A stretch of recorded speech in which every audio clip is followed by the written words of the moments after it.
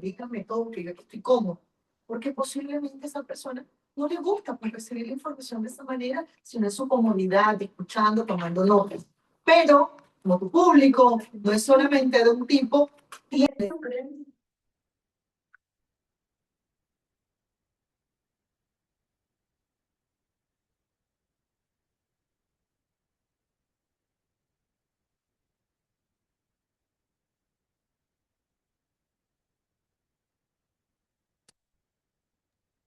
Fala, Andrezão. Salve, salve. Tudo bom, amigo? Vivendo um sonho. Eu imagino. E aí, a Estherzinha tá rindo da sua frase famosa. Tudo bem aí, bonitão? Tudo na Santa Paz. Então tá, acho que desligou. Eu não desliguei nada aqui, não. Ah, não, tá tudo certo aqui. Vamos lá.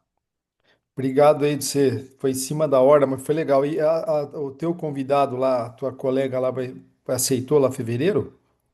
Aceitou, precisou dar uma confirmadona, né? Boa, boa, vai bem. Ah lá uma das meninas passou ali. Passou, passou. Acabar de voltar do tênis. Boa. Fala, Angel. Hola, ¿qué tal? Saludos. Un saludo hasta Alô, Brasil, Angel. desde México. Hola, Saludos. André, profesores. Un gusto. E aí, Angel, tudo bem? Todo bien, todo muy bien. Ya listos para la charla y para el vino. Sim, sim. Vai para Panamá que dia? El viernes. Ah, ¿Tú? sim. Não, este ano não vou. Ah, Graças a Deus. Sim, Graças a Deus. sim. yo voy el viernes y Ah, regreso sim, el sábado. sim. Voy É, rápido, é, sim. Quantas horas para você? como 4:30. Ah, sim. Não é tão cerca. No, Sim, sim, es pesado. sim. Cecília, Cissa, Boa noite, boa Oi, Cissa. noite. Tudo Hola. bem? tudo bem, e vocês? Bem também.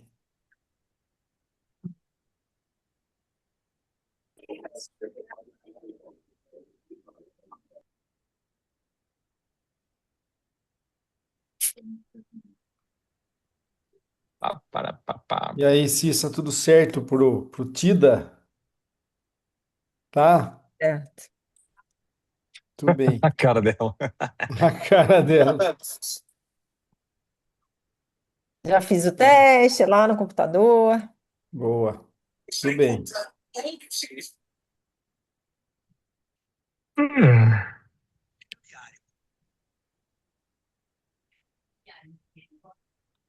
E aí, gente, e o método revolucionário da transforaminal? Ah, eu acho super revolucionário. Não, incrível, né? Incrível. Nunca feito antes, não é isso? Não. Eu Incrível, gosto de cara. ineditismo. Porra, que loucura, né, cara? Eu fiz até um vídeo hoje sobre isso. Que Não, medo é que esse que é. eu perdi, André? Que passa? Ô, quem tá aí? Ô, meu amigo. Boa noite, desculpa, acabei de chegar. Perdão, perdi a conversa inicial. Hein? Que medo é esse que Just in você time. arrumou aí? Como que é? Que medo é esse que você arrumou aí? Eu não arrumei nada, não. Saiu na CNN no Globo, né? Uhum. Um método revolucionário. Acho que não foi o termo revolucionário, foi inovador. Inovador. Inovador para Nunca tratar a hernia feito de antes, disco. é? É porque inovação é um termo bom. Para tratar a hernia de disco sem cirurgia. Uma transforaminal no Cabin. Tem cerebral o quê? No Cabin. Ah, você tá brincando. É mesmo? Eu não. Tô brincando. É mesmo. Como é? Para tratar a hérnia discal? É, ué. Para tratar a dor, é revolucionário, Mil. É, sim, é revolucionário. Tem razão.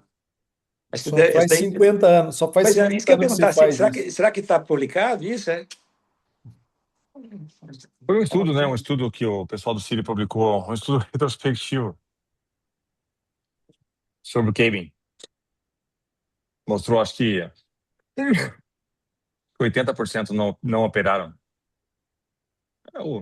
Naquela semana, né? Né? Boa, é isso aí. Bora então ou vou esperar mais? Vamos. Não, eu acho que Vamos o quê? Esperar ou vamos? Bora. vou falar um pouquinho lá do patrocinador, Andezão. Boa, manda bala. Já manda ver. Então vamos lá. São 20 Bom, horas e 1 minuto aí. voltou, pessoal, felizmente aí a Genes Med voltou a patrocinar o Penwine e junto com a OMED são as principais patrocinadoras. Agradeço aqui a presença de todos. Vamos ter aqui uma aula muito especial com o Dr. André Mansano, falando exatamente do tratamento intervencionista de cefaleia. O Dr. André, ele é uma referência no país e no mundo aí no tratamento de dor e especialmente na intervenção. Zé Luiz, me perdoa, os áudios, tem alguém falando e os áudios estão abertos, sabe? Hum, A pessoa tá deixando o áudio dela aberto e você Já, está já, falando, já, tá? já, já consertei aqui, fica na paz. Tá bom, boa, desculpe. boa. E o André, ele é membro da sociedade. Como que é o título de cefaleia? Fala um pouquinho antes para nós, André. Como que é esse título que você tem ali de intervenção? Não, o É, título, o título de intervenção em cefaleia, que é da sociedade criada pelo Naruse, né? Que é o American Interventional Headache Society, é como se fosse um FIP, só que só para dor de cabeça e dor orofacial, né? legal, legal, bacana. Basicamente isso. E ele faz o quê? É ultrassom e raio, só ultrassom. É, não, faz os dois. Faz os dois. Legal. Como que é? Onde é a prova Eu normalmente? fiz a prova em Chicago, em 2022, se não me engano. Ah, legal, legal, muito bom. Então, doutor André, além de tudo, é uma referência aqui no assunto, né? Entre outras técnicas aqui de intervenção e tratamento. É membro da nossa família aqui do Painwine, sempre presente aqui com a gente. Na mesa também está a Cissa. Obrigado, amiga. Angel, da Cidade do México, diretamente. Mil de Brasília. E vamos aqui também fazer mais duas coisinhas de importância para nós aqui. Nós temos aqui sempre o convite para a sociedade nossa de dor, que é a Sobramide. É a única sociedade médica de dor, né, do país.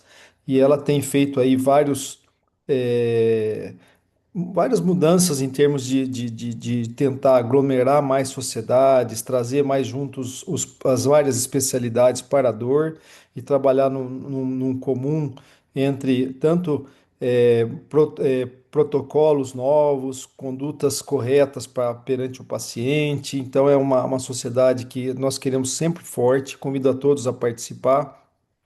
Recentemente tivemos um evento da filial Bahia, que foi o Summer Pain. Então foi uma alegria. Agora vai ter um evento também em Goiânia, que é o congresso lá da filial Goiânia, de Goiás, perdão. E também quero convidar a todos aí que tenham interesse. O André falou do título de Cefaleia Internacional e nós temos também o FIP e o CIPS, que é do IPE, o Instituto Mundial de Dor, né, World Institute of Pain. E o nosso workshop vai ser de 13 a 14 de março em São Paulo. E a prova, a primeira vez que a prova é fora da Europa, Estados Unidos e Ásia, seria aqui na América Latina pela primeira vez no dia 15 de março.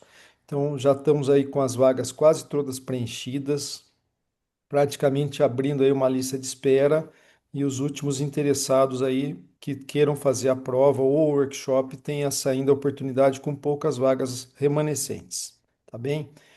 Era isso que eu ia falar. Obrigado, André. Por favor, amigo, fique à vontade.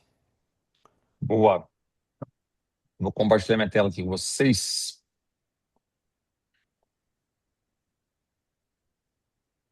Tchan, tchan, tchan, tchan.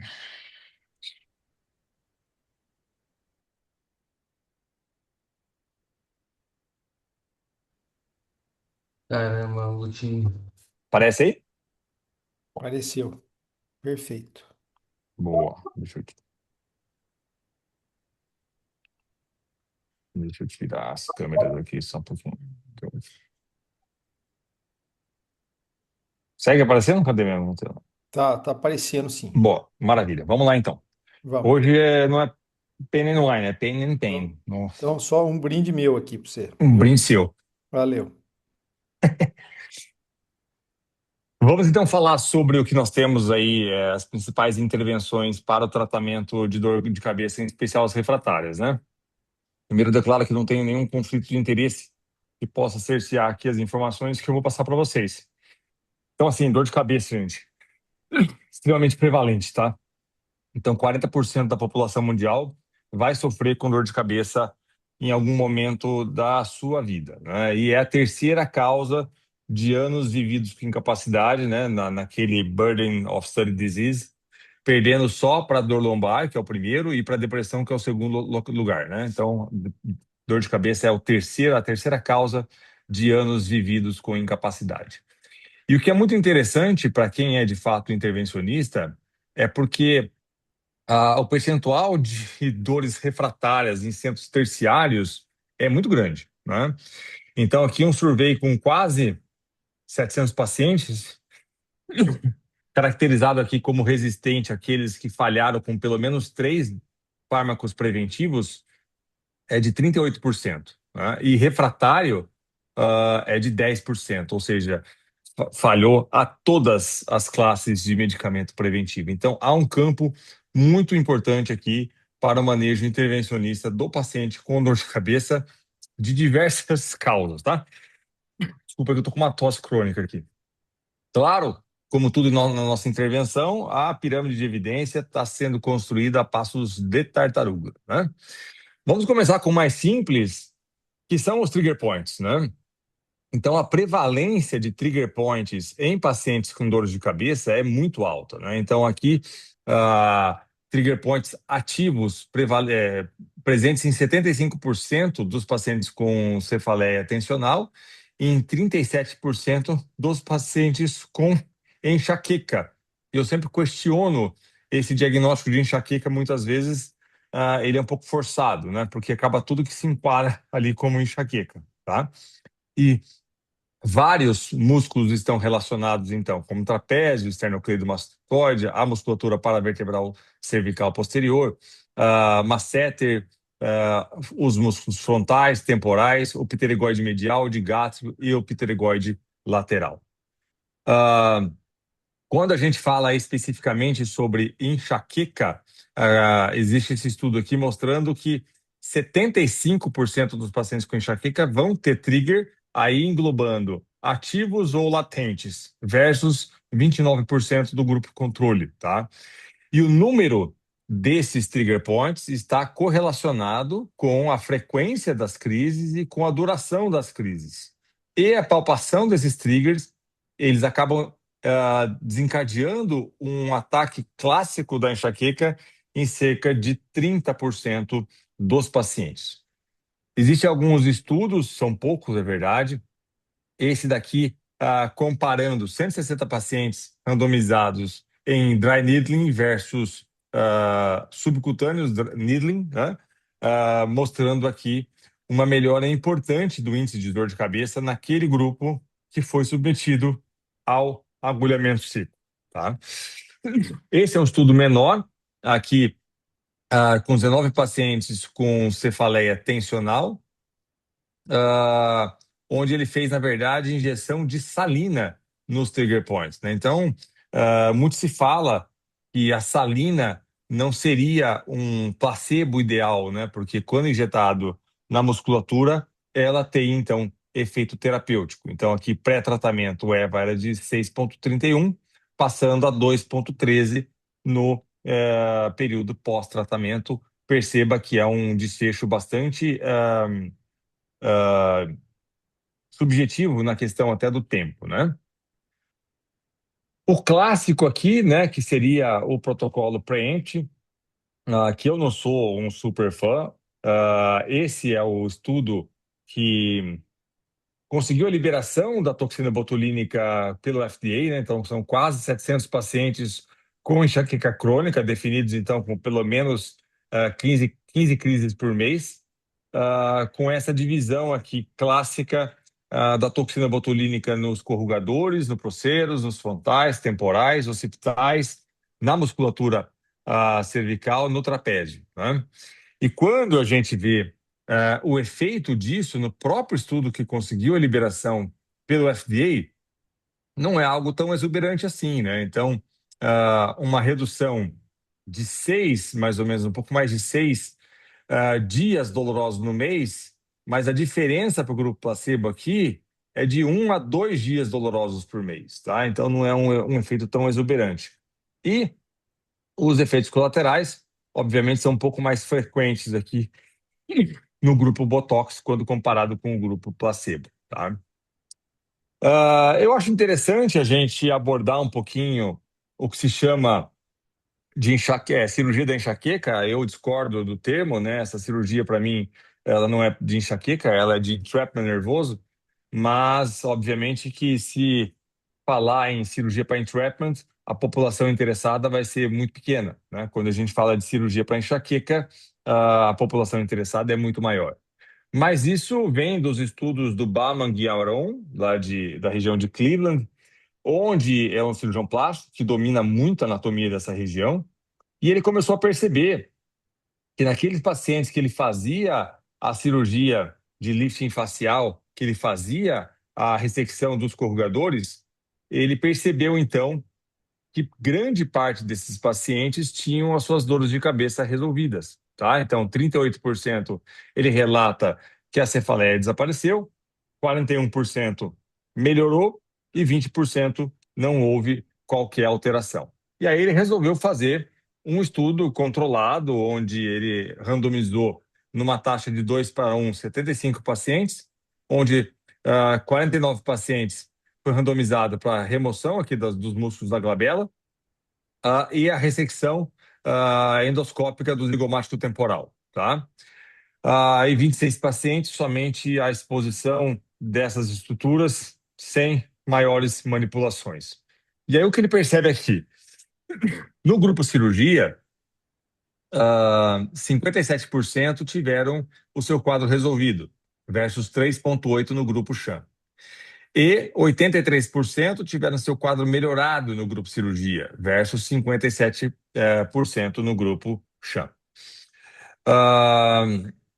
Existe, talvez esse aqui tenha ficado fora de ordem, mas vamos dessa mesma forma. Eu fiquei lá um tempo com o Naruse, no centro de dor de cabeça dele, né, que é super próximo ali do centro do Bauman Guiaron. E ele, de fato, fala que recebia bastante paciente com complicação, né? Então, é preciso indicar isso com bastante cautela, tá? Depois a gente fala desse estudo aqui. Deixa eu só ver uma coisa aqui para vocês. Isso aqui ficou um pouquinho fora de ordem. Não, tá certo. Perfeito. Rapaz, agora que eu entendi. Agora que eu entendi. Vocês estão vendo a minha aula ainda? Tá, né? Sim, sim. Boa, maravilha. Tá, vou voltar aqui no estudo do Bauman Guiaron. Boa. E aí, seria interessante usar bastante isso. Esse estudo é bem interessante, viu, gente? Como a gente aborda isso na prática clínica, né? Ele encoraja, então, a gente a localizar um trigger principal, encorajar o paciente a localizar esse trigger principal. Existe o trigger frontal, que obviamente isso aqui vem pela irritação dos nervos supraorbital e supratroclear, tá? O trigger temporal, que é pela irritação do zigomático temporal. Ele descreve também o rinogênico, que é bem clássico isso, mas não está relacionado, obviamente, a nervo periférico. Existe o trigger occipital, pelos occipitais maiores, o aurículo temporal e o occipital menor, tá? E encoraja também que se o paciente conseguir a definir esse trigger a colocar um Doppler ali, seja ele o Color Doppler ou Doppler convencional, tá? Porque muitas vezes ele na verdade diz que coincide esse ponto epicentro da dor com a presença de um vaso sanguíneo, tá? Principalmente nesses nervos supraorbital ou supratroquear, o aurículo temporal, o zigomático temporal, os occipitais, em especial, tá? Então aqui, para vocês terem uma ideia, é um paciente que tinha essa artéria bem no epicentro, no trigger temporal, tá bem? E falando um pouquinho de nervos periféricos, que aqui é muito importante quando a gente fala de intervenção, nós temos o supraorbital, né? Que ele acaba perfurando o corrugador, passando entre o corrugador e o frontal, perfurando o frontal e vindo aqui para a região frontal. Então, ele é extremamente suscetível a compressões aqui, em especial em pacientes que franzem muito a testa, né? Isso aqui é muito importante no paciente que franze muito a testa, tá? A gente sabe que esse forame normalmente ele não é completo, tá? Ele pode ser forames incompletos e a gente consegue facilmente bloquear isso, seja às cegas ou seja guiados pela ultrassonografia. E aqui a gente tem diversas opções. Nós temos a opção de anestésico local, com ou sem corticoide, cuidado com o corticoide aqui por conta da sobrancelha, que pode acabar tendo uma depilificação da sobrancelha. É possível fazer radiofrequência pulsada, para os mais corajosos, a radiofrequência térmica, ou eventualmente a crioblação. E aqui eu recomendo probes finos de 21 gauge, porque o forame é bem estreito, tá bem? Esse é um caso de consultório, só para ilustrar, um paciente com diagnóstico prévio de enxaqueca, desde que ele tinha 21 anos, há 6 anos, e a dor era pulsátil nesta região aqui. E ele, de fato, a palpação, ele tinha uma artéria comprimindo o aurículo temporal, tá? E essa artéria está descrita em cruzar o aurículo temporal em 1/3 dos pacientes, tá? E aqui foi feito de forma até diagnóstica um bloqueio do aurículo temporal guiado por ultrassonografia e o paciente teve a resolução do seu quadro doloroso, tá bem?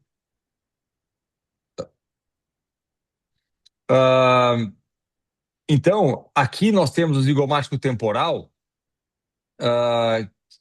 que é um nervo periférico um pouquinho mais profundo, né? Então, aqui, lateral ao canto do olho aqui, nós conseguimos, e aqui é muito importante, eu já tenho alguns pacientes no consultório, pelo menos 10, não só do zigomático temporal, mas de outros nervos periféricos, né?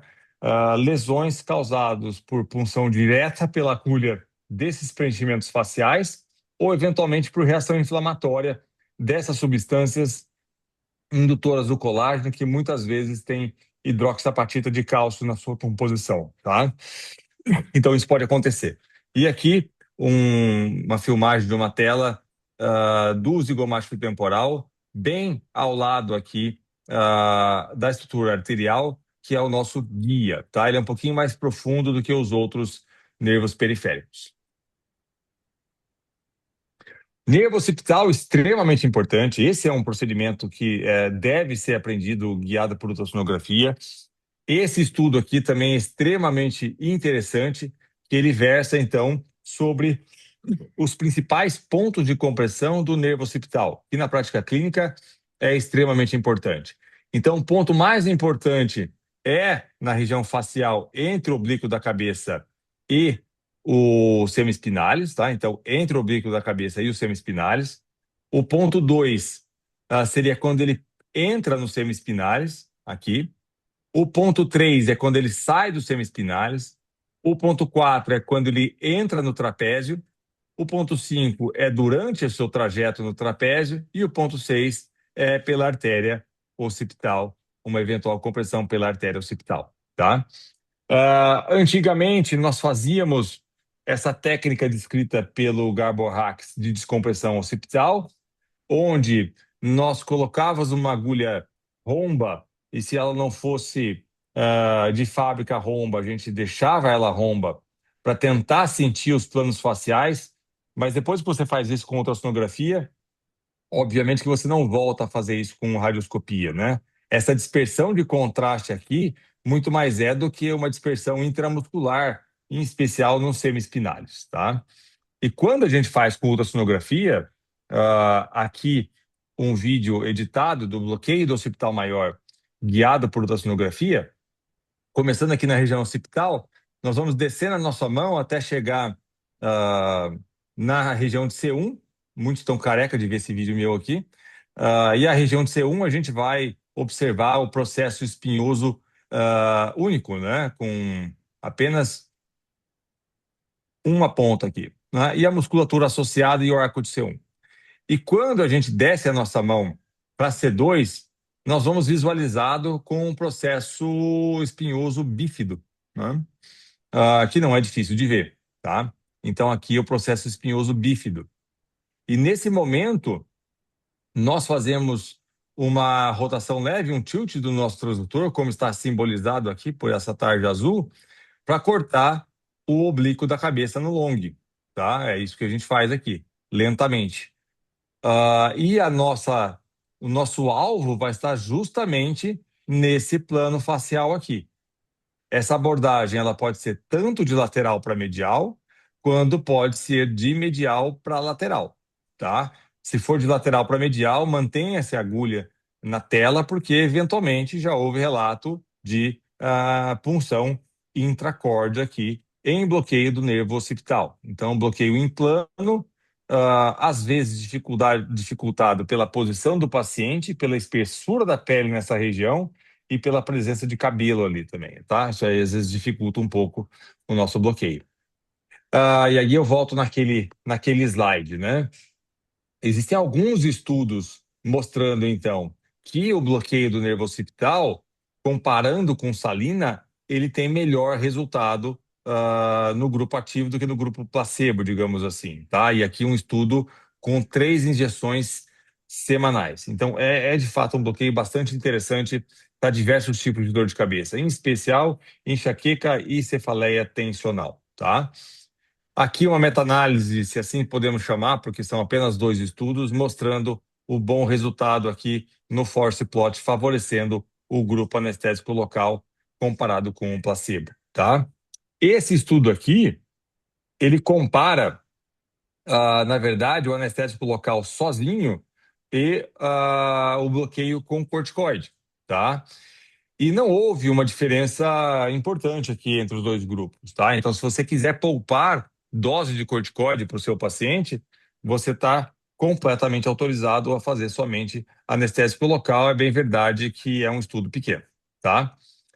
Esse é um estudo comparando a técnica às cegas landmark versus ultrassonográfica, mostrando uma discreta melhora, superioridade para o grupo ultrassonográfico. Aqui é um estudo comparando uma radiofrequência pulsada do occipital maior versus uma bupivacaína mais dexametasona, mostrando resultados rigorosamente iguais nos 2 grupos. Então, para quem tem a radiofrequência como algo acessível, com agulhas baratas, não vejo nada contra, mas fazer isso com o preço que é no Brasil, talvez fique um pouquinho mais complexo, tá? Esse é um estudo que ele soma, na verdade, né? Ele faz o bloqueio em pacientes com enxaqueca, ele faz o bloqueio do occipital maior associado ao supraorbitário, tá? Então, a redução de dores de cabeça, de dias dolorosos por mês, foi muito maior no grupo do bloqueio quando comparado ao grupo placebo, tá? Isso foi feito, então, 3 vezes semanalmente.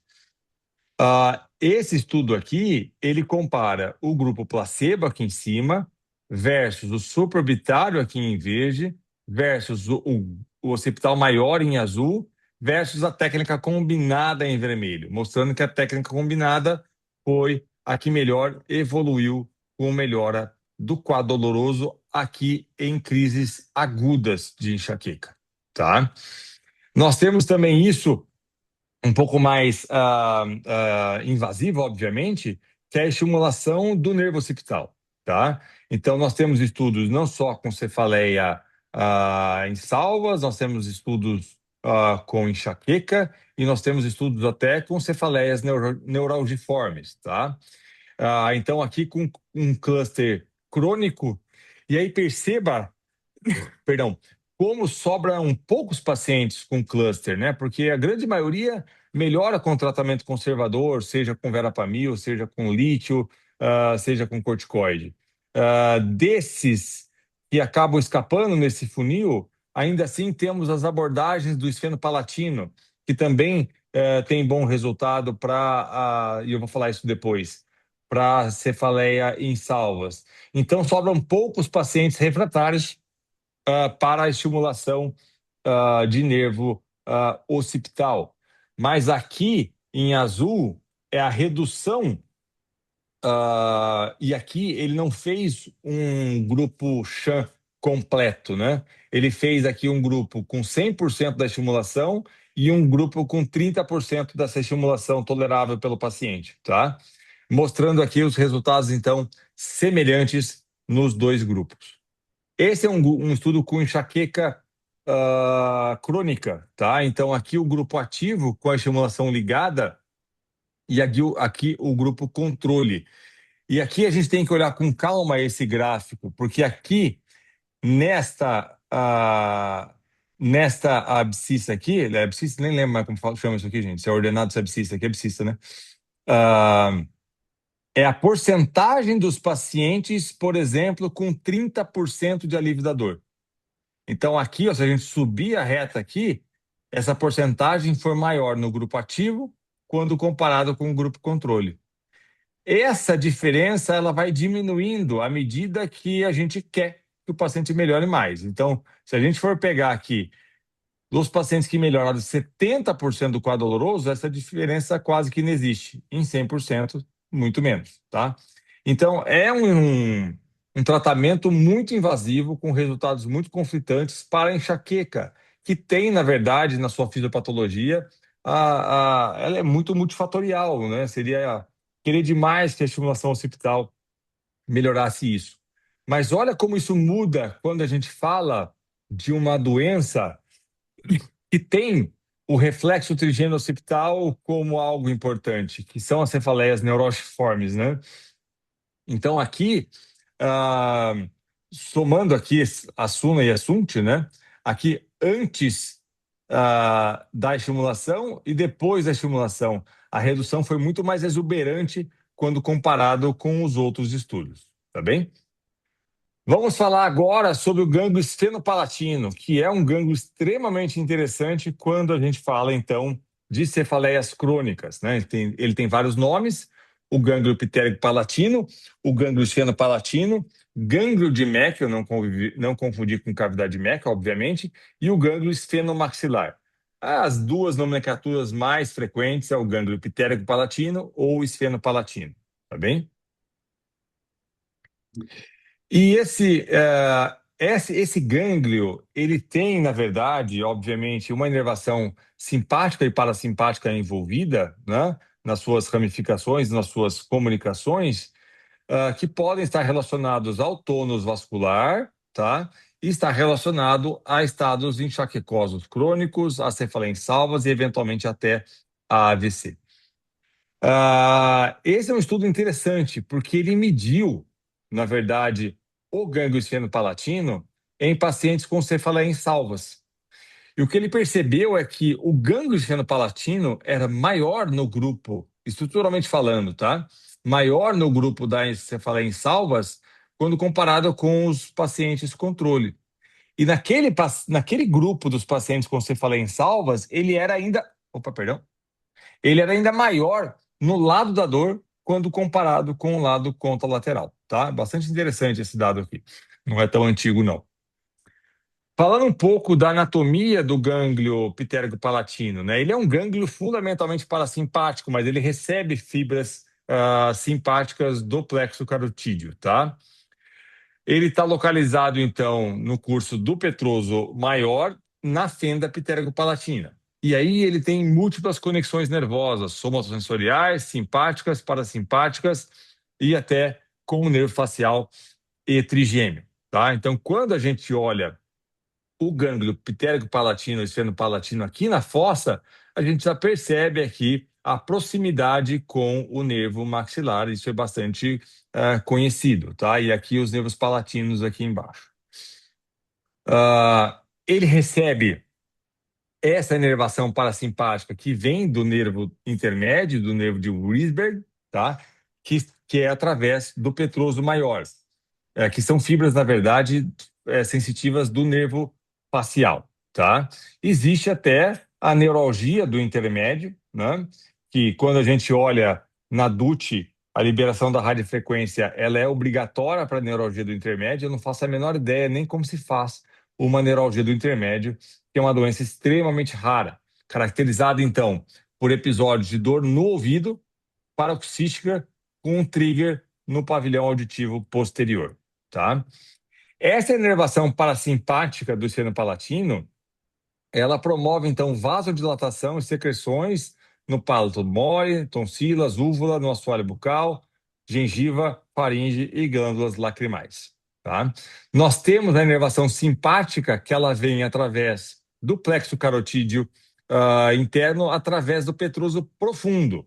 E aí o profundo mais o superficial se juntam para formar o vidiano, não é vision aqui, é vidiano, tá? E entra, então, na fossa pitérico-palatina. É isso que a gente vê nessa figura esquemática aqui. Então, a inervação parasimpática vindo pelo petroso maior, a inervação simpática vindo pelo plexo cervical, pelo petroso profundo, eles se unem aqui para entrar na fossa pitérico-palatina. Por falar na fossa pitérico-palatina, nós temos os limites clássicos dela. Então, anteriormente aqui, a região maxilar, posteriormente a placa pterigoide, medialmente, obviamente, está lá dentro, é o osso palatino, lateralmente aqui não tem, né, é a própria fissura, e inferiormente aqui o osso palatino, tá? Mais uma vez, essa anatomia óssea aqui, tá? E aqui a gente tem o forame rotundo. Aqui entra o maxilar, então não dava bloquear esfenopalatino sem bloquear o maxilar. E aqui a anatomia fluoroscópica, que é bastante típica, aquilo que nós chamamos, então, de V invertido, né? Então, aqui maxilar, aqui palatino e aqui a fenda e o osso palatino aqui, perdão, e a fenda pitérico-palatina aqui. E, obviamente, que a sua borda medial vai estar aqui no corneto, tá? Então, no AP, a gente não avança além do corneto médio aqui. As indicações do esfenopalatino, quando a gente fala de dor de cabeça, é principalmente, então, a cefaleia em salvas, tá? E a enxaqueca, em especial a enxaqueca que usualmente é no mesmo lado, não aquela enxaqueca bilateral. Contraindicado em infecção sistêmica, obviamente, em distúrbio de coagulação, instabilidade hemodinâmica, distúrbios psiquiátricos não controlados e, obviamente, a contraindicação óbvia de todo o procedimento, que é a recusa do paciente. Nós temos algumas técnicas, eu vou falar sobre elas. Nós temos a técnica intranasal, que ela é mais simples, mas extremamente errática, tá bem? Nós temos a técnica com gás embebida, nós temos a técnica com o suave, cotonoide, e nós temos os devices comercializáveis para isso, como o TX360, tá? Baixíssima especificidade. Então, esse aqui é um device desenvolvido para injeção, instilação, indireta no esfenopalatino. A grande questão aqui é que não é fácil chegar no esfenopalatino, tá? Então, há quem advogue, o Naruse é um deles, que nós estamos fazendo, na verdade, uma infiltração em ramos terminais trigeminais, tá? Mais do que no esfenopalatino. Existe esse canal aqui que ele é completamente preenchido por vaso sanguíneo, que o anestésico tem que sair da região nasal e passar por isso daqui, tá? Que é o forame esfenopalatino, que é extremamente fino, extremamente fino. E quando a gente olha a distância que o nosso anestésico tem que percorrer por difusão aqui, ela chega a 8 milímetros, a média de 6,7 milímetros, tá? Então, não é fácil esse anestésico ser difundido para cá. Então, há quem diga que isso não é um bloqueio do esfeno palatino, tá? Então, a nossa solução vai ser gotejar daqui e ela tem que penetrar toda essa região aqui para chegar no seu alvo, que não está tão próximo assim para uma difusão. Nós temos esse estudo aqui com esse, entre aspas, bloqueio do esfeno palatino intranasal, tá? Em pacientes com enxaqueca. Aqui 95%, meio ml de lidocaína a 4% e meio ml de salina, tá?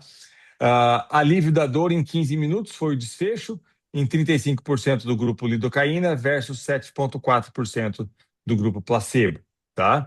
Esse é outro estudo, perdão, voltando aqui, outro estudo mais ou menos com o mesmo desenho, que não mostrou bons resultados.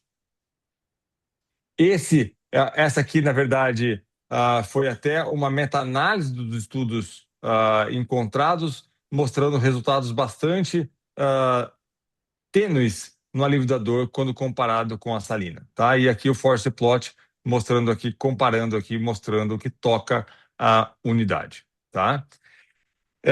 Como curiosidade, esse estudo aqui, com 12 pacientes com enxaqueca ou cefaleia induzida por uso abusivo de analgésicos, mostrando que essas instilações no esfeno palatino 2 vezes por semana acaba alterando até as regiões cerebrais usualmente ativadas nesses casos de dor de cabeça. Eu trouxe isso e conversei com o Morris e pedi autorização para mostrar nos congressos.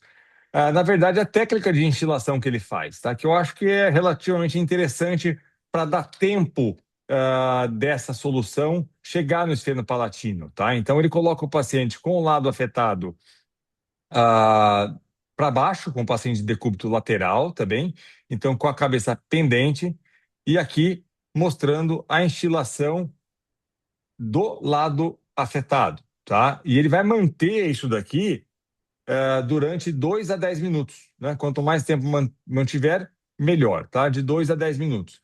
E o paciente vai, na verdade, fazer uma aspiração desse conteúdo forçada para puxar esse anestésico para a região intranasal, tá? E ele pode sentir queimação, pode sentir dormência ao redor dos olhos e, eventualmente, lacrimejamento. Isso são dados dele, isso aqui são dados do consultório dele, então, obviamente, existe um viés envolvido aqui. Isso aqui é quem faz no consultório dele, algumas vezes no consultório dele, mostrando uma taxa de resposta de 71% para enxaqueca episódica, 63% para enxaqueca crônica, e aqui é quem faz em casa de repetição, mostrando bons resultados com essa técnica, tá? Existem, então, alguns estudos também com essa instilação nasal em cefaleia pós-punção, tá? Mas quando a gente olha os resultados dos trials mesmos, que são poucos, o resultado não é tão bom quando a gente ouve falar nas séries de caso. Então, aqui, praticamente o mesmo desfecho quando comparado com o placebo, tá? E aqui é uma meta-análise dos estudos, que são poucos, para cefaleia pós-punção, mostrando que não há dados estatisticamente significativos que mostrem benefício da técnica, tá? Falando de outras técnicas, essa é uma técnica que eu não faço, isso aqui é mais para dentista, que seria a punção transoral do forame palatino maior, tá? Obviamente isso aqui é mais doloroso, extremamente difícil de encontrar esse forame às cegas, é mais dentista que faz isso daqui. O que a gente faz normalmente é a técnica infrazigomática, né? Então, o paciente em decúbito lateral, eu gosto de fazer essa linha aqui, na verdade, eu faço somente a linha abaixo do arco do zigoma, e eu vou entrar com a minha agulha abaixo do arco do zigoma, que está proibindo que eu faça isso em túnel nessa posição. Depois eu mostro a técnica do Pedro Hilton, que ele desenvolveu com a turma, que é uma técnica supra maxilar, tá? Então, aqui, sem o arco do zigoma. Então, é uma técnica discretamente mais desafiadora, porque ela não é em túnel, tá bem? Então, o ponto principal aqui é alinhar a fossa epitelico-palatina. Então, nessa foto aqui, a gente está vendo uma fossa epitelico-palatina dupla.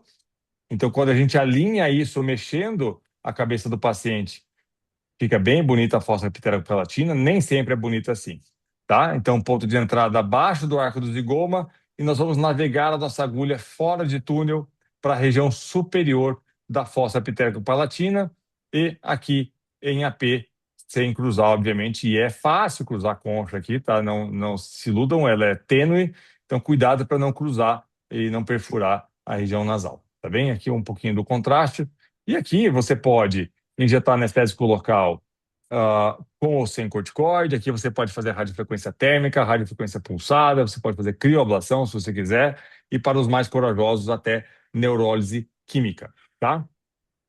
Essa é a técnica que o Pedro descreveu, foi publicado o ano passado, que, se não me engano, isso foi derivado da técnica ultrassonográfica, que ele faz uma técnica, então, supramaxilar aqui em túnel, tá? Vai e bate aqui. Existe a técnica ultrassonográfica, que ela é um pouco mais desafiadora, obviamente, e obviamente vai precisar aqui de maior quantidade de anestésico local para banhar essa estrutura, tá? Então, aqui, perceba como o approach dessa técnica ultrassonográfica é supramaxilar, como a técnica que o Pedro desenvolveu, tá? Na técnica infrazigomática ou nas outras, na ultrassonográfica eu não recomendo, mas eventualmente você pode fazer até neurólise química, tem uns estudos a respeito disso. Isso daqui é importante, isso é questão de prova para quem faz FIP em especial, que é o padrão de estimulação quando a gente faz uma radiofrequência 2-fenopalatino, né? Então, quando a gente faz uma estimulação sensitiva, o ideal é que o paciente sinta na base do nariz. Se estivermos estimulando os dentes superiores, isso quer dizer que a gente está estimulando o maxilar. Então, nossa conduta aqui é redirecionar a nossa agulha caudalmente. Se estivermos estimulando o palato, é porque estamos estimulando o palatino. E a nossa conduta aqui é redirecionar a nossa agulha cefalicamente, tá? Existem inúmeros protocolos nada definido de radiofrequência térmica ou pulsada, e atualmente cada vez mais se utiliza radiofrequência pulsada de alta voltagem e alta duração, tá? Complicações possíveis: epistaxe, já vi um caso que foi demandada cirurgia, lesões nervosas, principalmente palatina e maxilar, arteriais, bradicardia pode acontecer, lesão de parótida, hematoma, hipoestesia, diplopia e infecção, tá? Então, para quem for fazer prova do FIP e perguntar a complicação do procedimento na prova oral, tem essa lista aí para falar, tá bem? Esse é um estudo de radiofrequência térmica e cefaleia em salvas, tá bem? 15 pacientes com cluster crônico, com um diagnóstico, bloqueio diagnóstico positivo. Foi utilizada uma agulha pontativa de 5, 2 lesões a 80 graus durante 60 segundos, associado a 5 miligramas de triancinolona. E o que ele percebeu aqui é uma redução de pouco mais da metade da intensidade da dor e na frequência das crises. É um tratamento válido. Esse é um tratamento com radiofrequência pulsada, e cefaleia em salvas, 16 pacientes, e aqui 13 eram episódicas e 3 eram crônicas, tá? Foi feita a 42 graus somente por 2 minutos. Na cefaleia em salvas episódica, 85% evoluiu com alívio da dor, uma média para iniciar o alívio da dor completo de 6,3 dias e alívio parcial em 1,3 dias. Na cefaleia em salvas crônica, a resposta não foi tão exuberante assim, tá?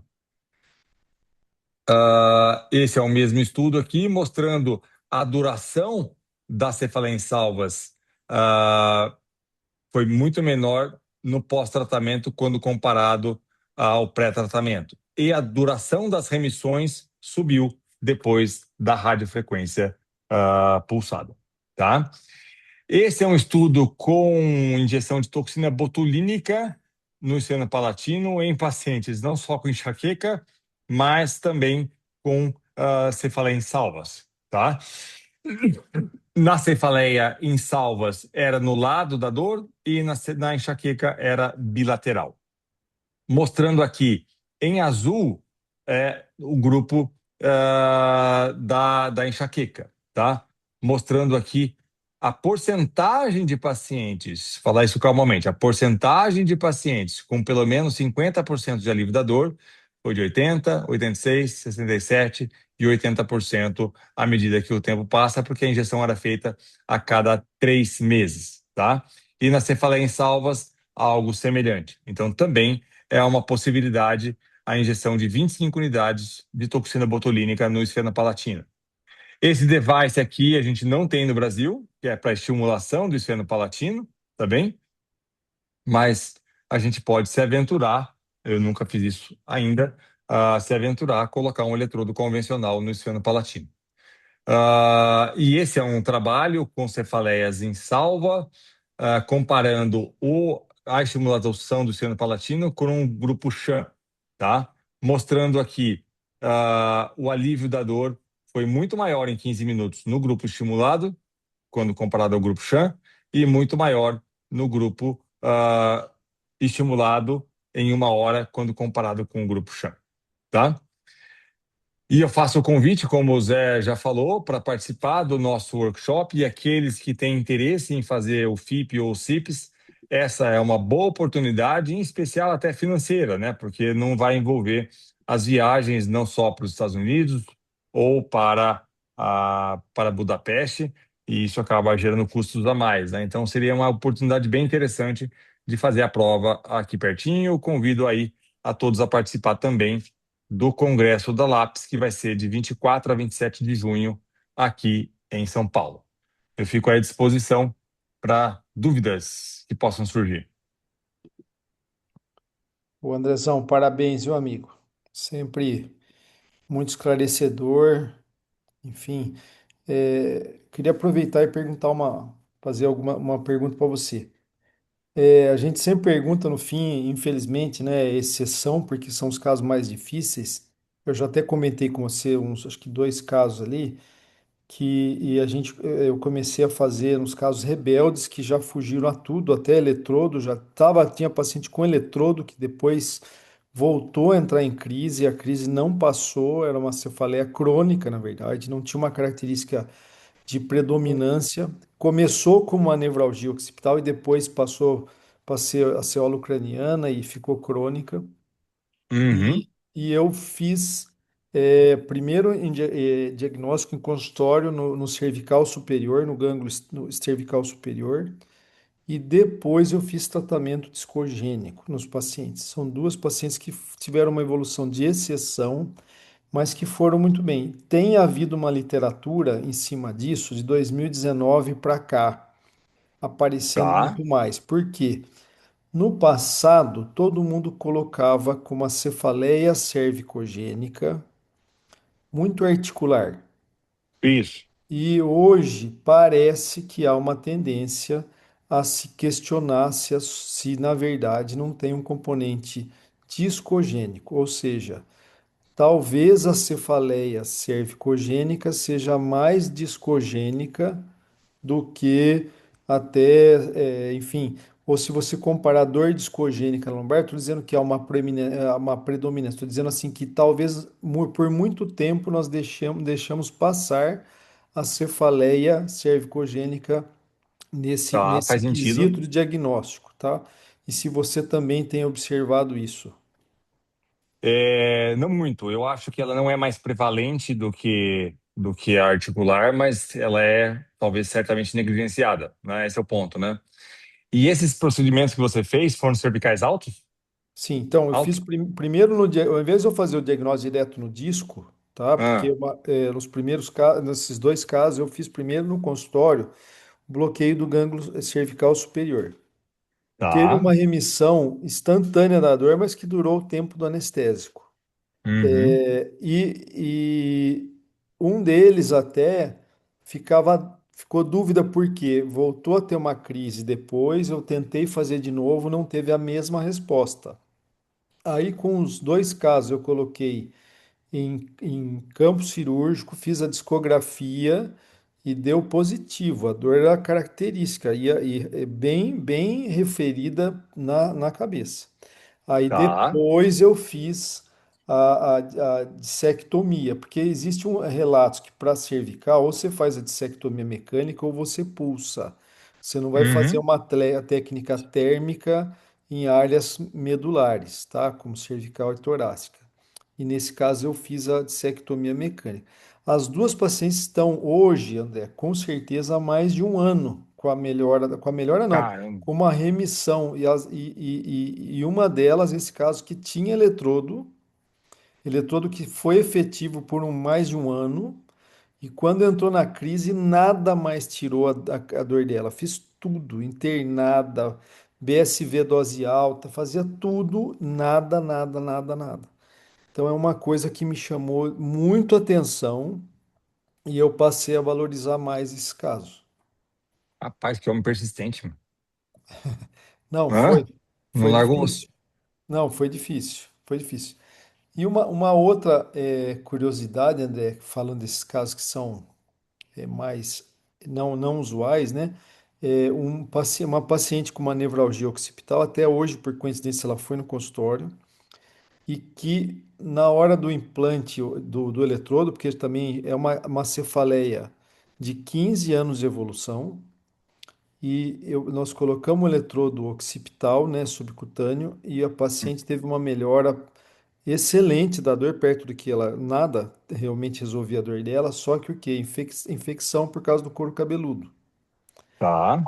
Perdeu o eletrodo e ela é filha única. Os pais, apesar dela ser adulta, mas foi uma pressão para não implantar de novo aquela confusão, mas ela sofrendo com a dor. Fizemos um implante medular, coloquei lá em cima, deve estar perto de C2, no final do Tá. espaço pré-dural. E está com Uhum. uma resposta muito interessante, André. Também é um questionamento para você, nesses casos que se você já tem essa ação aí, ou já chegou a esse implante no Rapaz, medula. tenho para dor trigeminal, né? Para cefaleia, não. É. Tem, né? Faz todo Porque sentido, né? Tem, é, porque aí você pega o núcleo trigeminal espinhal, que ele desce até C2, tem descrito até C4, C5, né? Então faz todo sentido. legal. 1000, Oi, por quê? fala-me. Estou ouvindo aí. Não, eu estava. André, como sempre, André, a aula brilhante, né? Nossa, a sua didática, né, é fenomenal e o conteúdo, né, da aula foi brilhante. Eu fiquei com umas dúvidas também, mas o Zé já colocou aí, assim, porque muito pouco ou nada se fala, né, em relação à ativação simpática, né, a ativação simpática cervical, nas cefaleias, né, e o seu papel, né? E tem aí o bloqueio do gânglio cervical superior, ele é extremamente simples de ser feito, né? Um bloqueio que se faz com ultrassom, assim como a gente faz o estrelado. Só que ao invés de fazer o estrelado, você fazendo um gânglio cervical superior, você está sendo muito mais específico, né? Assim, é o primeiro, ou talvez o último gânglio, né, da cadeia. Então, e como você mostrou, né, ele tem conexão através do profundo, né, lá com o gânglio cimpalatino. Então, assim, assim como o Zé, eu tenho tido uma experiência muito boa em relação ao tratamento das cefaleias com esse procedimento, né, com o bloqueio do gânglio estilado, do gânglio cervical superior. E aí eu queria saber, né, o que você pensa disso, qual que é a sua experiência, você já utiliza também? É para mim, pois é essa? Não, para você. Não, eu não tenho experiência com esse bloqueio, Mil. Eu vejo mais você mesmo falar. A Mari também deu uma aula recente, a Mari Neves de Minas, uma aula boa a respeito disso no congresso. Acho que foi sobre a mídia até, né? Foi, Foi. foi. Mas eu não costumo usar, não, para ser sincero. né? Porque o que eu vejo é que é exatamente isso, né? Se você faz lá o seu esteno palatino e tem sucesso, né? Você está pegando ativação parasimpática e simpática, até mais parasimpática até do que simpática. Então, assim, completando essa, vamos falar, essa denervação autonômica da cabeça, né? Junto com o esteno palatino, eu tenho feito o cervical superior, sabe? E a minha Boa. experiência tem sido muito boa também, sabe? Muito boa. Eu tenho tido um índice de resposta melhor do que eu tinha anteriormente, sabe? É isso, basicamente o que eu queria comentar é isso. Tá O, calminho hoje, ele. o André, ele tá calmo, é verdade. Tá Ué, calmo, eu né? tô sempre calmo, vocês é que estão com essa má Pronto, impressão. provoquei. Já cansei O de falar André, isso. o André, eu tive uma paciente também, de novo dessas exceções, chegou até eletrodo também, sempre começou occipital e passou a dor trigeminal depois de uma evolução.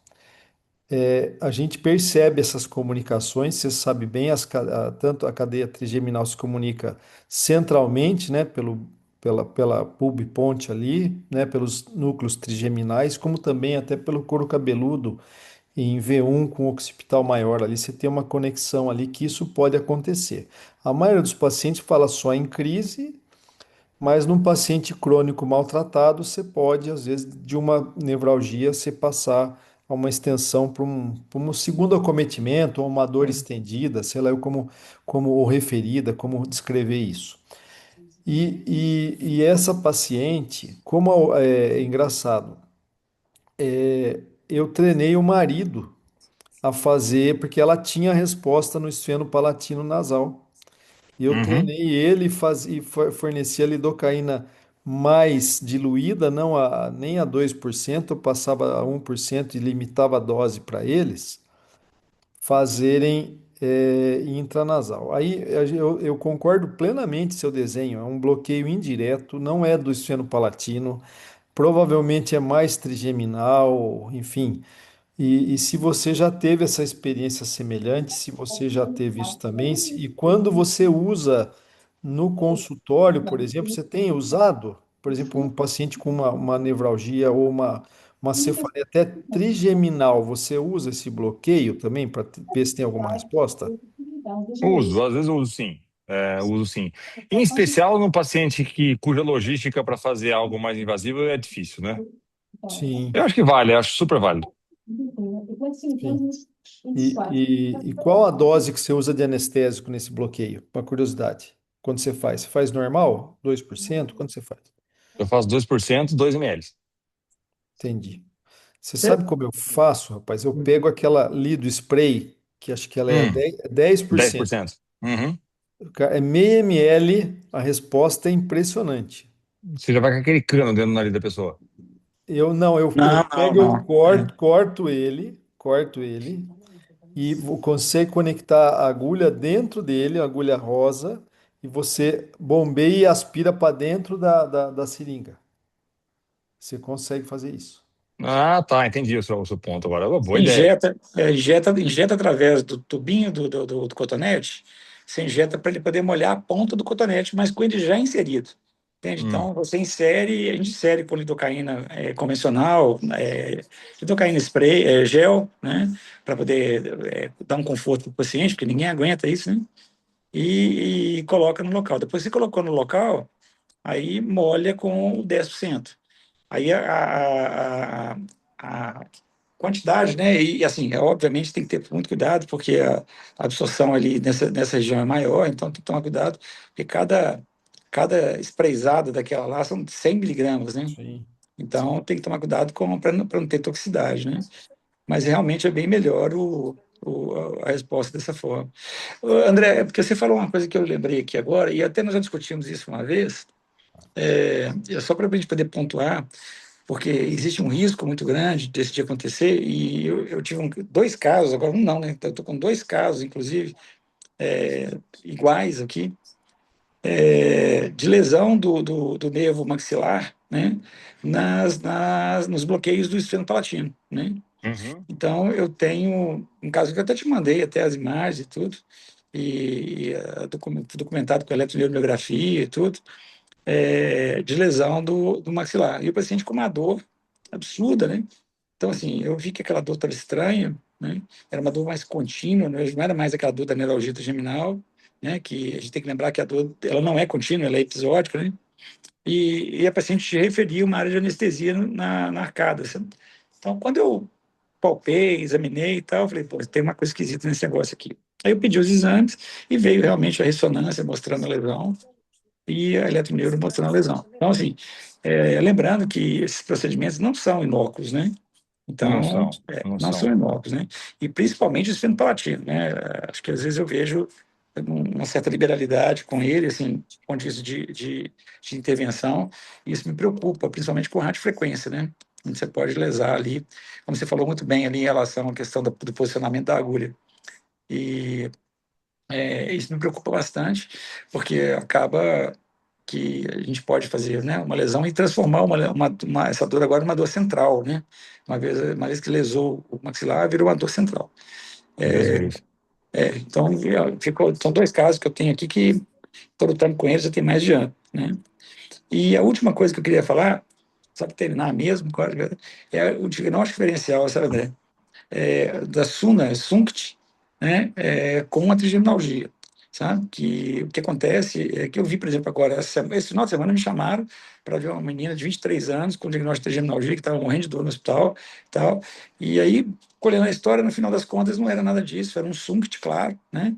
E aí, quando eu Uhum. perguntei para ela sobre congestão, sobre o olho, sobre nariz e tal, ela me mostrou foto do olho dela todo inchado e falando, já me mandaram até para o oftalmologista, achando que eu estava com conjuntivite, com isso, com aquilo, sabe? Então, assim, lembrar, né, aos colegas que essas dores, elas se confundem, né? Então a gente tem que tomar muito cuidado. Você acaba submetendo o paciente a uma intervenção, né? Eu tenho um caso também aqui, inclusive tem uma lesão do lobo temporal, porque o colega fez 5 procedimentos sobre nitrogênio, entrou dentro do crânio, lesou o lobo temporal, né?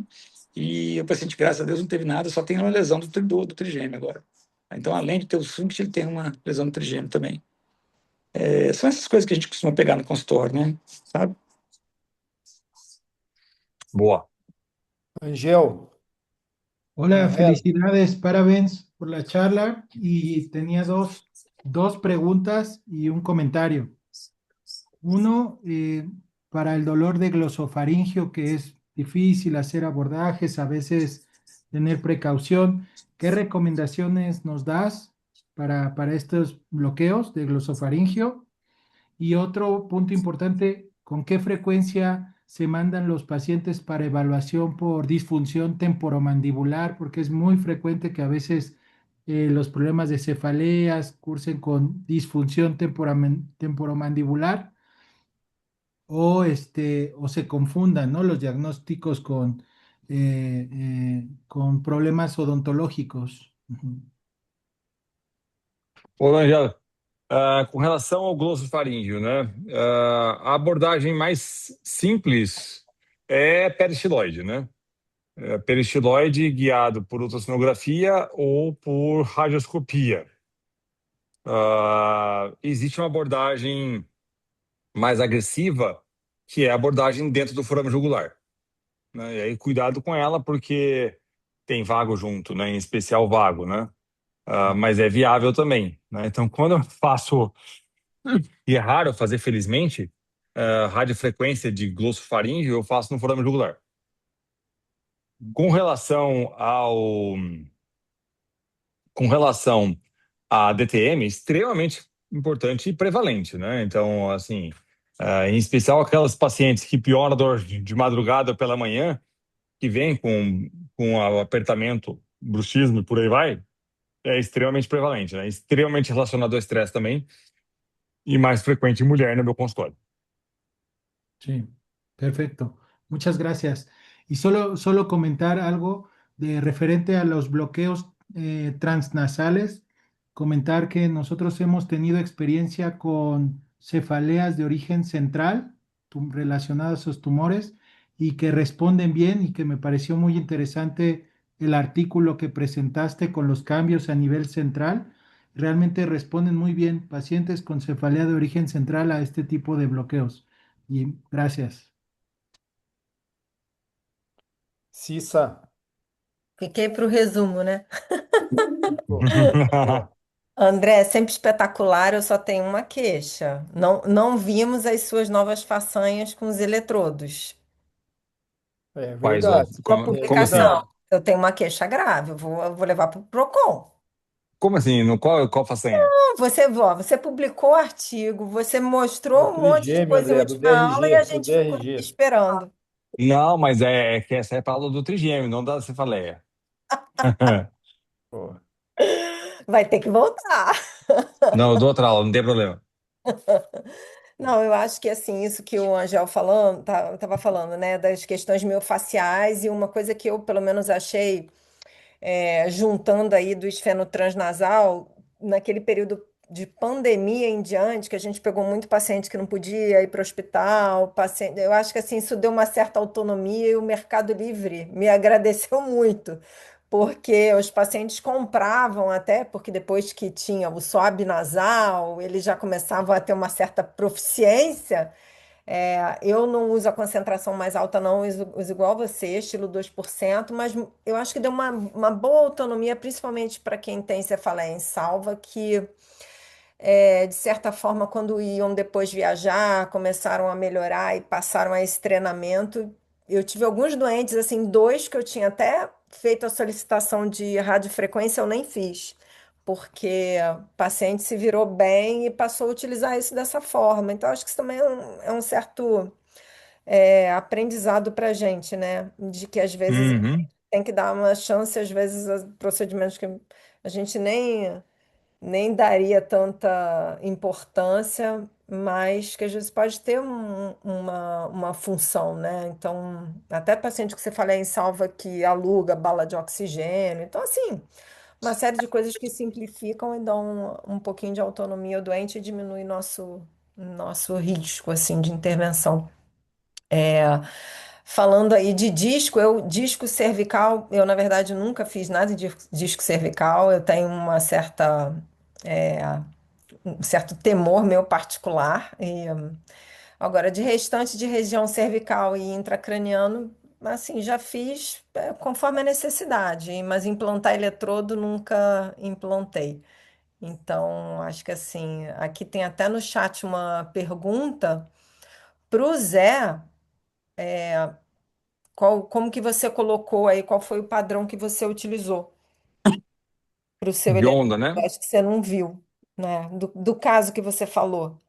tá. Aquele primeiro caso, Zé. Sim, os implantes que eu faço de occipital, ou mesmo para cefaleia, mesmo frontal, eu procuro pôr que tenha uma modalidade tônica e uma modalidade aparestésica, como o burst, por exemplo. Então eu tento colocar, são eletrodos medulares, octrodes, que eu normalmente prefiro, do que fazer em placa. Existem relatos de tudo. Nós não temos eletrodos assim específicos. Existe agora, né, alguns aí periféricos aí que a gente poderia colocar, mas específicos para cefaleia.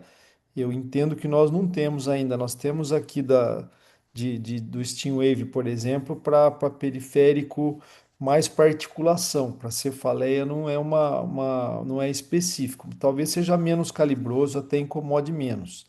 Mas eu normalmente coloco o medular octrode mesmo, tá? Seria isso aí. E aqui, Vocês, você utiliza qual, André? Eu uso o eletrodo também octapolar. E eu prefiro burst. É o que eu uso. Vocês não usam Lamitrode, não? Não usamos Lamitrode, o Mil. Tem relato de Lamitrode, né? O eletrodo laminar, mas eu prefiro realmente o Octrode, o percutâneo. Porque, Mil, fica o paciente incomodado às vezes na hora de dormir com esse eletrodo, sabe? Então, quanto menorzinho a área dele, fica melhor para o paciente. É uma região que incomoda naturalmente, né? A posição ali. E uma coisa interessante Aí eu vou fazer uma complementação aí, não sei se é assim. Na maioria dos colegas, nós que aprendemos a fazer neuromodulação com o raio, nós fazemos aquela limitação basicamente entre as mastoides ali no nível quase que de C1 para C2 ali. Então é um implante mais baixo para inclusive incomodar menos o paciente. E o ultrassom ele veio ajudar muito nesse implante. Por quê? Não é infrequente você ter que explantar pelo incômodo causado pelo eletrodo. Agora vem uma outra coisa, não só pela posição anatômica mais alta às vezes, mas na verdade pela profundidade. Por quê? Onde o André mostrou para nós entre o oblíquo captis inferior e os semiespinales, naquela fáscia que se faz o bloqueio, que é onde está o nervo occipital ele fica extremamente irritado numa neuroestimulação em Nossa, cima dele. sim. Fica. E os colegas, quando fazem só com raio, né, André?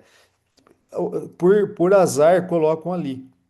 E o ideal é você colocar acima da face dos semiespinales, é ali. Então, colocar uma massa muscular dos semiespinales entre o nervo e o eletrodo.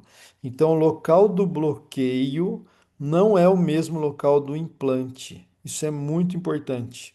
Aí vem o paciente, não, eu implantei em outro lugar, estou com essa dor que está me incomodando. Não, não precisa tirar, vamos reposicionar. Pois é, 90% você mas aí, reposiciona, resolve. mas aí nós estamos falando de eletrodos que não são próprios para estimulação de nervo periférico, né? Mas Então, esses mesmo novos próprio, viu, eletrodos, meu? é, Mesmo próprio. Viu? Não sei por quê, amigo. Parece que o eletrodo, o lead ali, colocar direto no nervo, esse é um nervo que fica muito ruim para o paciente. entendi.